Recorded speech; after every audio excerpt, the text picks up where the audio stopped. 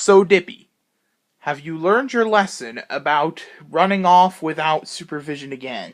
I sure have! And are you going to make sure that that doesn't happen a second time? Yup. And Dippy, let me tell you this real quick, okay? Sure.